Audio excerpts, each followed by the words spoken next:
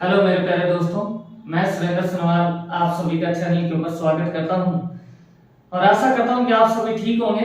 तो आज दोस्तों अपन कक्षा 12 की जो प्रश्नावली अपन ने चला रखी है और जिसकी प्रश्नावली चल रही है 3.1 उसका नेक्स्ट पार्ट अपन यहाँ देखने वाले हैं और बाकी जो क्वेश्चन बच गए हैं 3.1 के वो अपन करने वाले हैं।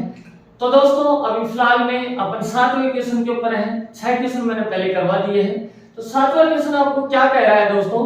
तो ये कह रहा है कि समीकरण आपके पास में समीकरण में दो मैट्रिक्स दी है। तो जो ये मैट्रिक्स है ये 2/2 की है। कैसे? एक पंक्ति है एक है, तो दो पंक्ति, स्तंभ भी कितने? दो। ऐसे ये भी क्या है? 2/2 की है। तो दोनों समान है। तो अपन को ये बोला जा रहा है ए बी सी तथा डी के मान ज्ञात कीजिए। अपन से ये कहा जा रहा है तो अपन मान निकालेंगे।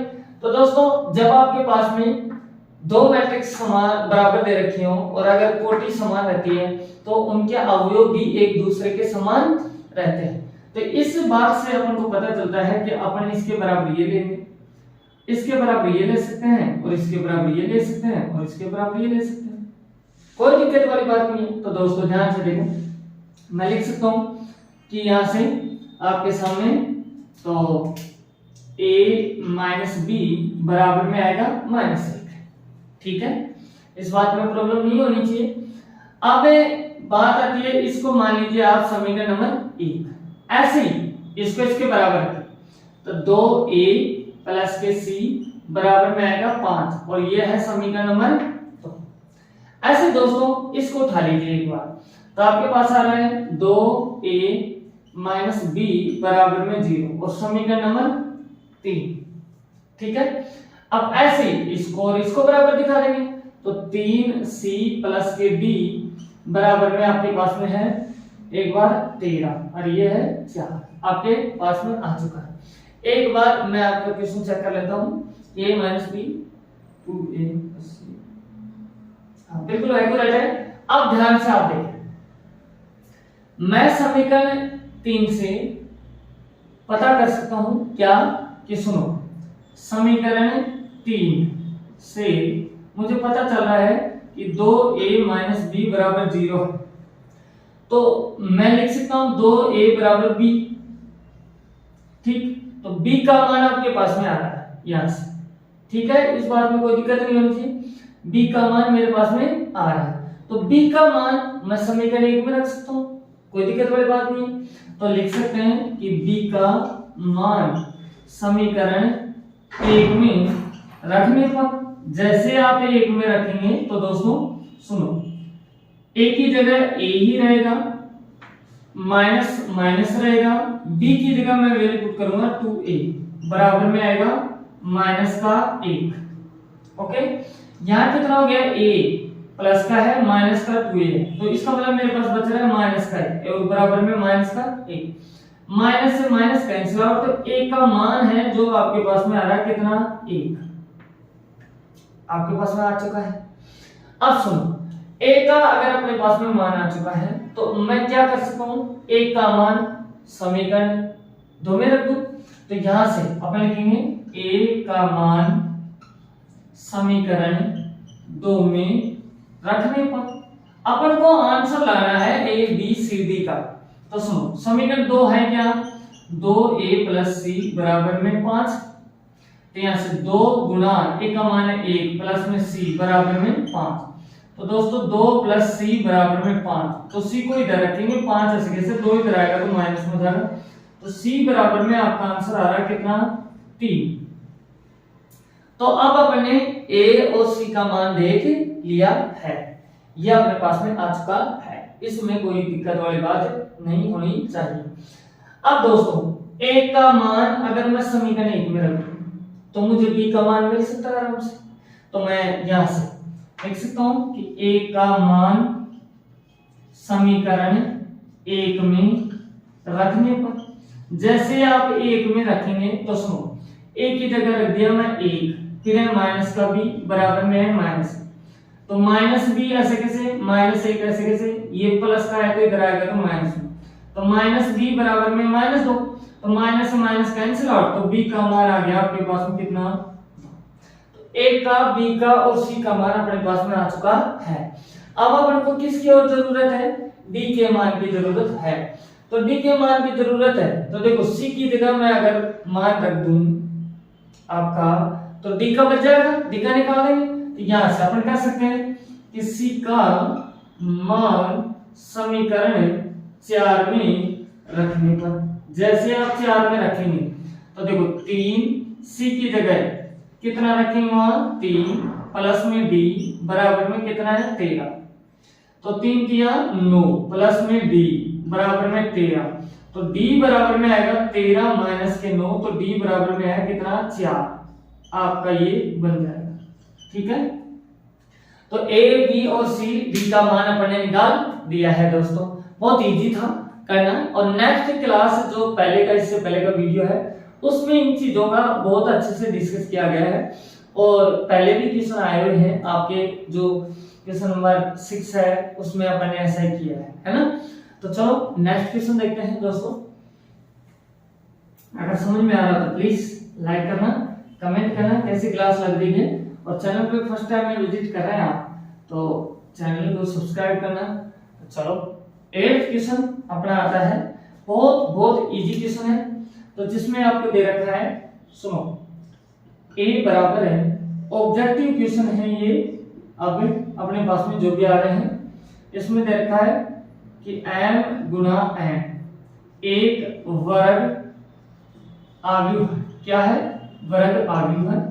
यदि अब अगर ऐसा है तो अपने पास ऑप्शन दे रखा है दोस्तों।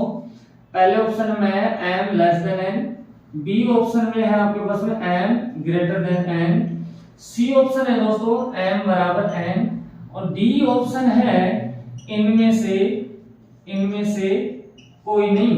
ये आपके सामने लिखा हुआ है दोस्तों।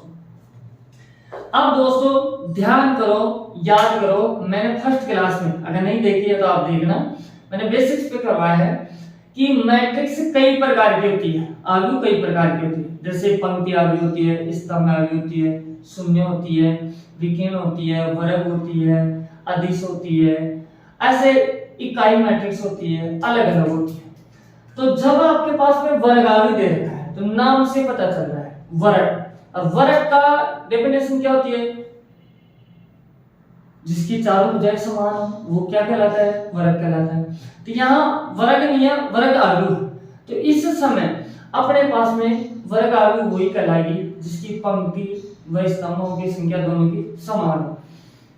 अगर इस मैट्रिक्स में 2 पंक्ति हैं तो 2 ही आपकी क्या होनी चाहिए? स्तंभ। और अगर 3 है तो 3 ही क्या होनी चाहिए? स्तंभ। अगर 4 है पंक्ति तो 4 स्तंभ होनी चाहिए। तो इसका मतलब पंक्ति और स्तंभ दोनों बराबर होने चाहिए। पंक्ति को क्या किससे डिनोट करते हैं? m से। स्तंभ को किससे डिनोट करते हैं? n से। इसका मतलब m बराबर n आना चाहिए। तो फर्स्ट ऑप्शन में आपको क्या दे रखा है कि m less than n, n से छोटा है n। ऐसा होता है कि वर्ग आव्यूह में? ऐसा तो नहीं होता है। m बड़ा है n से, n से बड़ा होता है क्या? अगर बड़ा हुआ तो उसका मतलब वो तो विकर्ण वर्ग आव्यूह होगा ही। यहाँ देखो दोनों बराबर है, तो दोनों बराबर होंगे तभी वो वर्ग आव्यूह होगी। इनमें से कोई नहीं, ये वैसे गलत हो गया क्योंकि थर्ड अपना ऑप्शन सही है दोस्तों। इस तरह से अपन को इसको आइडेंटिफाई करना था। अब नेक्स्ट क्वेश्चन आपका 9 आता है। 3 क्वेश्चन है ये, 8, 9, 10 ऑप्शनल है, और ऑप्शनल जरूर एग्जाम में पूछे जाते हैं दोस्तों, तो आप लोगों को ध्यान में रहना चाहिए। अब ये जो 9वां क्वेश्चन है, ये बहुत सारे स्टूडेंट गलती करते हैं। देखो 3x प्लस के साथ यहाँ है 5, y प्लस 1, यहाँ है 2 माइनस के 3x। फिर दोस्तों आपको यहाँ से दे रखा है ये कि इसके बराबर 0, 8, y माइनस 2, 4। अब आपको ये बोला जा रहा है क्वेश्चन में x तथा y के प्रदत्त किन मानों के लिए आव्यूह के निम्नलिखित युग्म समान है? कौन से युग्म समान है, मतलब कौन सा ऑप्शन सही है? तो पहला ऑप्शन आपका है x बराबर -1/3, y बराबर में होगा 7। दूसरा ऑप्शन आपको दे रखा है कि ज्ञात करना संभव नहीं है। थर्ड आपका जो दे रखा है y बराबर में 7, तो x बराबर में आपको दे रखा है कितना, -2/7। और डी ऑप्शन है जो आपका है x बराबर में -1/3 और y बराबर में -2/3, ये आपको दे रखा है। अब दोस्तों चेक करते हैं x y के मान। अब क्वेश्चन में तो ऐसा दे रखा है आपको, सुनो ऐसा ये दे रखा है कॉमन है, लेकिन x y z का मान कब निकाल सकते हैं, जब दोनों मैट्रिक्स समान, जब दोनों की कोटि समान। तो ये भी इसमें भी दो पंक्ति दिख रही है, दो स्तंभ दिख रहे हैं, तो 2/2 की है, ये भी 2/2 की, समान, तो समान में रख देता हूं। तो अब आगे देखो क्या अपन ऐसे कर सकते हैं, 3x + 7 इसको इसके समान बराबर में 0, तो आपके पास 3x बराबर -7 हो जाएगा अपने सम। तो x बराबर में क्या जाएगा -7, 3 यहाँ गुणा में तो इधर चला जाएगा बटा में। तो आप ध्यान से देखें x का मान आपके पास आ रहा है क्या, x बराबर -7/3 आ रहा है, ठीक है। अब चलते हैं अपन y के मान के ऊपर। जैसे y का मान के ऊपर चलेंगे तो मुझे ये इजी दिख रहा है, तो मैं कर सकता हूं क्या कि 5 बराबर y -2, तो -2 को उधर दे देता हूं, तो 5 + 2 बराबर में y, तो y बराबर में आ रहा है 7, ठीक है। तो मैं इसको ऐसे लिख देता हूं कि y बराबर में कितना है 7। अब ऐसा किस ऑप्शन में दे रखा है, y का मान 7 यहाँ है, लेकिन x का मान कितना है -2/7 है, y का मान 7 है लेकिन यहाँ -1/3 है, यहाँ तो -7/3 है, तो यहाँ तो ऐसा है ही नहीं, तो इसका मतलब ये अपना आंसर नहीं हो सकता, ठीक है, y का मान। और चेक करते हैं, तो सुनो आपके पास ये भी तो बराबर आ सकता है, तो इससे क्या होगा, सुनो y + 1 बराबर में 8, तो y बराबर में 8 - 1, तो y बराबर में आएगा 7। तो दोस्तों जब भी अपन x और y का मान निकालते हैं उस समय मान हर जगह समान आना चाहिए, चाहे वो x का निकाल लो चाहे y का। तो देखो y का यहाँ 7 आ रहा है, यहाँ भी 7 आ रहा है, तो y का तो 7 हो गया, तो इसका मतलब ऑप्शन पे इन दोनों में से है।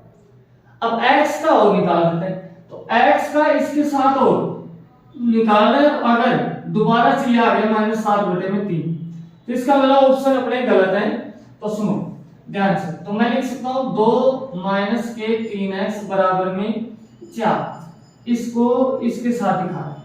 तो सुनो -के 3x बराबर 4 - के 2, ये इधर आएगा, तो आपके पास आ रहा है -के 3x बराबर में 2, तो x बराबर हो जाएगा कितना -के 2/3। अब देखो x का मान क्या आ रहा है -2/3, या क्या आ रहा है -7/3, x का मान अलग अलग आ रहा है, तो क्या अपन एक एग्जैक्ट मान निकाल सकते हैं क्या, नहीं, अलग अलग आ रहे हैं अपने पास में। तो इसका मतलब x और y का मान ज्ञात करना संभव नहीं है, क्योंकि y का तो पता चल गया लेकिन x का एग्जैक्ट अपन को पता नहीं चल रहा है, तो ज्ञात करना संभव नहीं है। ये अपना क्या हो जाएगा, ऑप्शन हो जाएगा। क्यों, क्योंकि x का मान दो जगह चेक किया तो दोनों जगह अलग अलग आ रहा है ना। तो चलो नेक्स्ट क्वेश्चन पे। नेक्स्ट क्वेश्चन दोस्तों आपके पास में ये लास्ट क्वेश्चन आता है इस एक्सरसाइज का, और पिछली बार भी हाफ ईयरली एग्जाम में ये पूछ लिया गया था। तो अभी आप देखें क्या क्वेश्चन कह रहा है आपको। तो क्वेश्चन इस तरह से बोल रहा है ये कि 3/3 कोटि के ऐसे आव्यूहों की कुल कितनी संख्या होगी जिनकी, ये काम की बात है, जिनकी प्रत्येक परविष्टि 0 या 1 है, ये आपसे बोला रहा है। ऑप्शन आपके पास में 27 है, बी ऑप्शन आपके पास में 18 है, सी ऑप्शन आपके पास में 81 है, और डी ऑप्शन है जो है आपका 512। तो दोस्तों ऐसे क्वेश्चन जब भी आते हैं तो काफी स्टूडेंट गलती कर देते हैं। तो देखो पहले ध्यान देना चाहिए आपको परविष्टि की परविष्टि कितनी है आपके पास में, यहां से देखो 1 है और 0 है, तो 1 और 0 इसका मतलब 2 है। उसके बाद में 2 प्रविष्टि है। आपको कोटि किस चीज की चाहिए? आपको कोटि चाहिए 3/3। अब 3/3 इसके पावर में आ जाएगा, हमेशा कोटि करो तो 2, तो यहाँ आ जाएगा 9। जब 2 की पावर 9 करते हैं तो इसका आंसर होता है 512। कितना आंसर आता है? 512। तब अपना ऑप्शन कौन सा होगा? डी ऑप्शन अपना आंसर होगा। आप लोगों को समझ में आ रहा होगा, और अगर प्लीज समझ में आ रहा है, जैसी क्लास लग रही है, तो लाइक करना, कमेंट करना। चैनल पर फर्स्ट टाइम विजिट कर रहे हैं आप तो सब्सक्राइब करें, बेल आइकन प्रेस करें, अपने साथियों के साथ में आप वीडियो को शेयर करें, ज़्यादा से ज़्यादा आप शेयर करें, और प्लीज़ चैनल को सपोर्ट करें। स्ट्रगल के दिन हैं, आप ही का साथ अपन सबका विकास है इसी में। Thank you, best of luck. फिर मिलते हैं नेक्स्ट वीडियो के साथ।